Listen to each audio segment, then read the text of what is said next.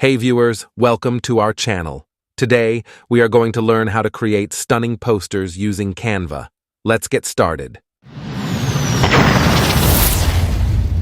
Go to Create New Design and select your design. Now we go to Upload and choose our image and resize it. Then we remove Picture Background. Now go to Share option and download the image in PNG format. After downloading the picture, drag the image and drop it into the upload area. Now go to Elements and type Gradient Background. Select your favorite background. I choose this one and set as background image. Now go to Elements once again, type Swash, and select your desired graphics. I chose this one and adjusted it according to my preference. Now I change its color. Bingo, we did it! Here is the final result.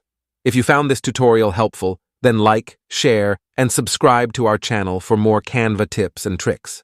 Thanks for watching.